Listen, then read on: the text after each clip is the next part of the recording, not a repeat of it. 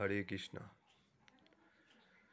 সেই সে পরম বন্ধু, সেই পিতামাতা, শ্রীকৃষ্ণ চরণে যেই প্রেমভক্তি দাতা। সেই সে পরম বন্ধু, অর্থাৎ কে পরম বন্ধু?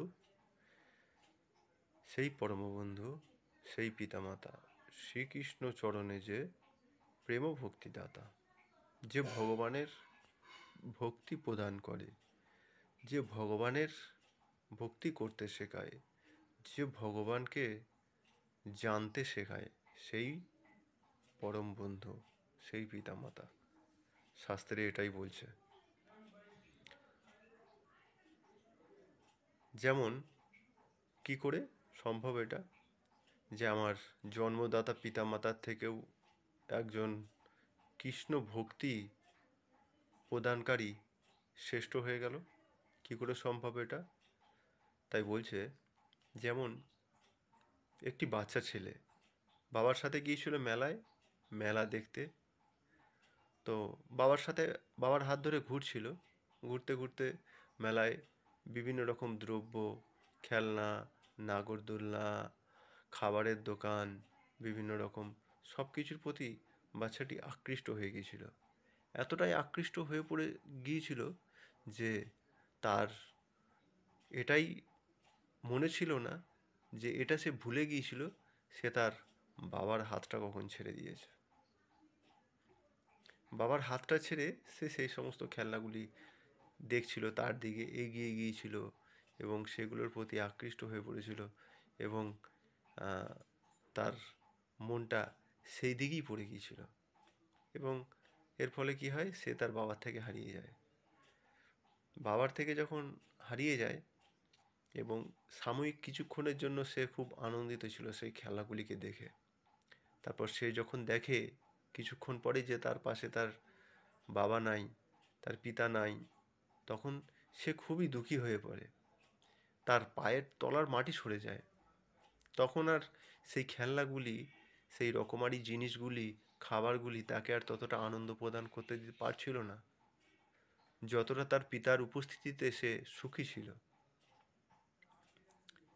তাই সেই মেলায় উপস্থিতকারী অনেক ব্যক্তি তাকে, সেই ছেলেটাকে ভোলাতে চাইল, তাকে সুখ দিতে চাইল, তাকে আনন্দ দিতে চাইল।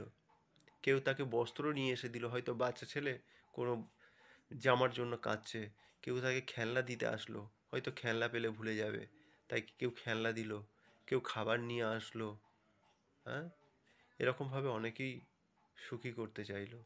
কেউ তাকে কোলে নিয়ে আদর করতে থাকলো যে হ্যাঁ চলো আমার সাথে চলো, কিন্তু তার মন ভোলে না, সে তার বাবাকেই খুঁজতে থাকে তখন। তাই সকলেই ব্যর্থ হয়ে গেল সেই ছেলেটিকে ভোলাতে, তাকে সুখ দিতে তখন, কেননা সে তার বাবাকেই খুঁজছিল। সেই মেলায় উপস্থিতকারী এক বুদ্ধিমান ব্যক্তি ছিল। সেই ব্যক্তিটি চিন্তা করল যে এর নিশ্চয়ই এর নিশ্চয়ই কোনো বাবার সাথে এসছিল, কোনো গার্জেনের সাথে এসছিল, এ হারিয়ে গেছে। একে যতক্ষণ না এর গার্জেনের কাছে পৌঁছানো যাবে, এর বাবার কাছে, বাবা মায়ের কাছে যতক্ষণ না পৌঁছানো যাবে, ততক্ষণই সুখী হবে না, চুপ করবে না। তাই সেই মেলায় যে কন্ট্রোল রুম ছিল, সেই কন্ট্রোল রুমের রিসেপশনে গিয়ে সেই ব্যক্তিটি সেই বাচ্চাটিকে নিয়ে যায় এবং বলে এই ছেলেটি নিশ্চয়ই কোনো তার পিতামাতার সাথে মেলায় ঘুরতে এসেছিল, সে তাদের থেকে হারিয়ে গেছে। হ্যাঁ, এই একটু অ্যানাউন্সমেন্ট করে দেন যে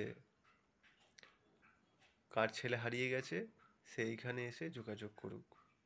সেই ব্যক্তিটি বাচ্চাটিকে নিয়ে যায় এবং সেই কন্ট্রোল রুমে গিয়ে সেই কন্ট্রোল রুমের মাধ্যমে অ্যানাউন্সমেন্ট করিয়ে দেয় যে অমুক নামের একটি বাচ্চা ছেলে মিসিং হয়ে গেছে, হ্যাঁ, যার ছেলে সে নিয়ে যান।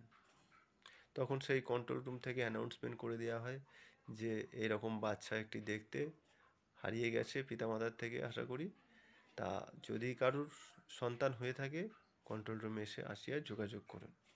তখন সেই পিতাও সন্তানকে খুঁজছিল। তখন সেই পিতা এসে তার সন্তানকে নিয়ে চলে যায় এবং সেই সন্তানও সুখী হয়ে যায়। এখানে উদাহরণটি দেওয়া হচ্ছে সন্তান অর্থাৎ জীব। এই অনন্ত ব্রহ্মাণ্ডে যত জীব আত্মা ভ্রমণ করছে 84 লক্ষ যোনির মধ্যে, এই এই জীব অর্থে এই সন্তানকে বলা হচ্ছে। এবং পিতা অর্থাৎ সুপার পার্সোনালিটি ভগবান শ্রীকৃষ্ণ, অনন্ত কোটি ব্রহ্মাণ্ডের পিতা তিনিও তার সন্তানকে কাছে চান, তিনিও তার সন্তানকে সুখ দিতে চান। তাই এই ভগবান শ্রীকৃষ্ণের সন্ধান যিনি দিতে পারেন, তার সাথে পরিচয় যিনি করিয়ে দিতে পারেন, সেই সব থেকে হচ্ছে পরম বন্ধু, সে পরম বন্ধু, সেই পিতামাতা শ্রীকৃষ্ণ চরণে যেই প্রেম ভক্তি দাতা।